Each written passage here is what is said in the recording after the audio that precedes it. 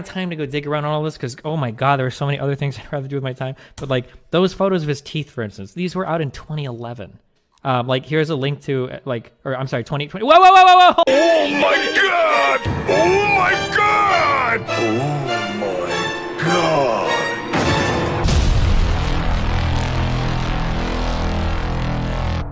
Wait a minute!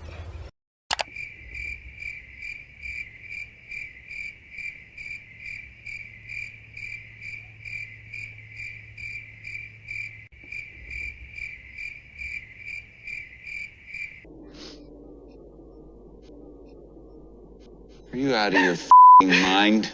What's going on, everyone? Jeremy here from The Quartering, and many of you that have been following this channel as it's evolved over the years, if you've been here long enough, you know that I'm absolutely a free speech supporter of free speech, even speech that is uncomfortable, speech that I strongly disagree with, speech that makes me nervous.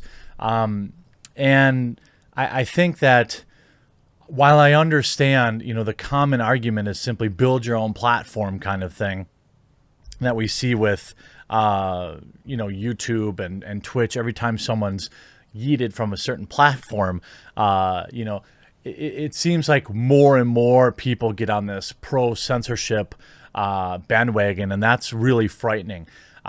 This whole, we'll just build your own payment processor. We'll just build your own platform. It doesn't really work like that. You could take a look for as many people that disliked Parler. It was a legitimate competitor to Twitter in that moment, a moment that was snuffed out by, in my opinion, big tech collusion. It's almost, any idiot could see. You have iPhone, Apple and Google and Amazon all acting together within days of each other to snuff out the platform at the time when it was experiencing probably the most exponential growth of any app, maybe outside of TikTok, in that short window. They saw it was a direct threat.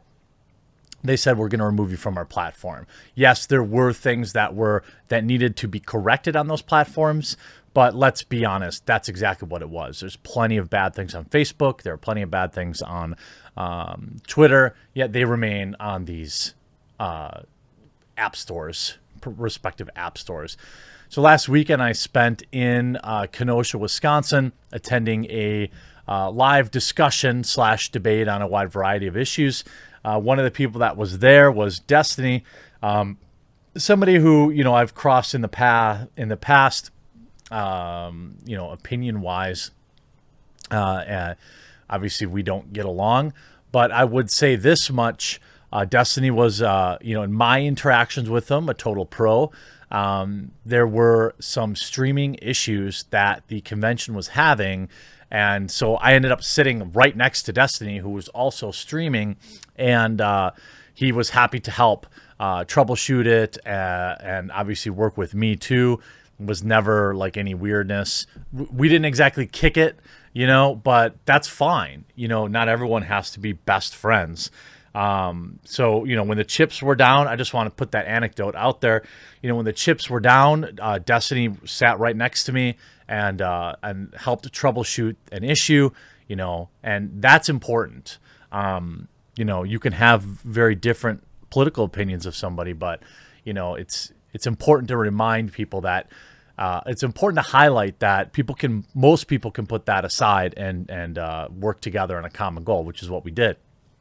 Now, we later had a bit of an outburst at the end of the event, which I'm sure made all of his viewers very happy.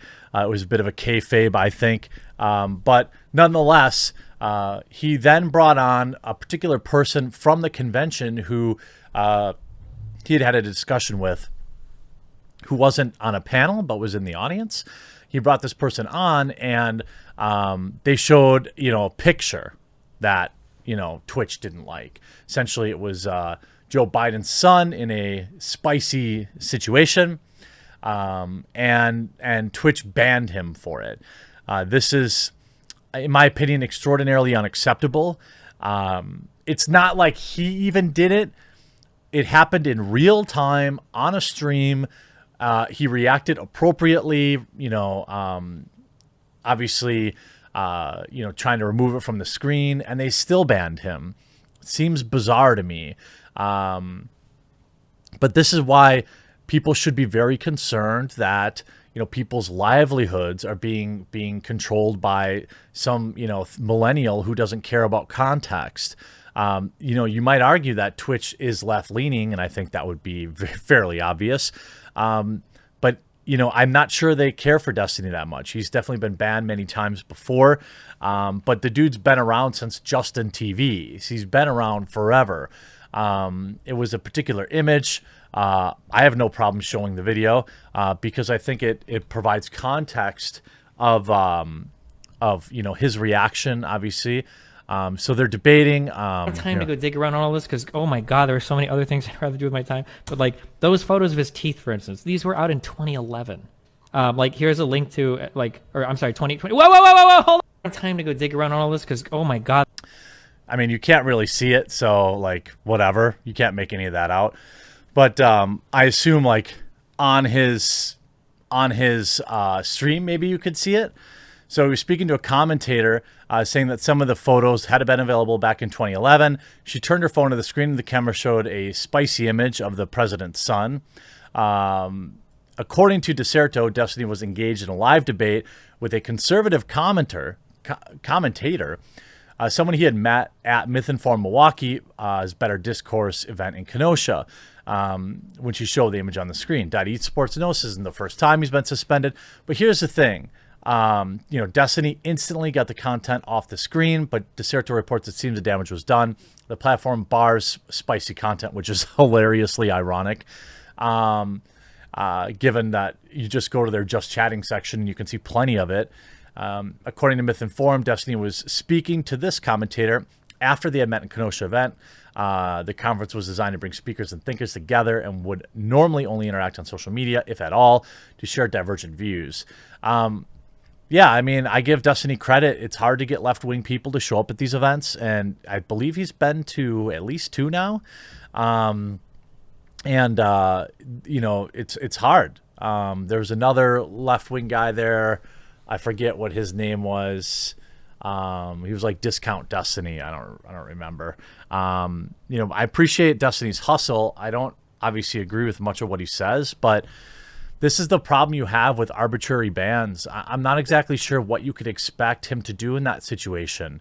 What this does is does a disservice to having these type of conversations, which is bad for everybody.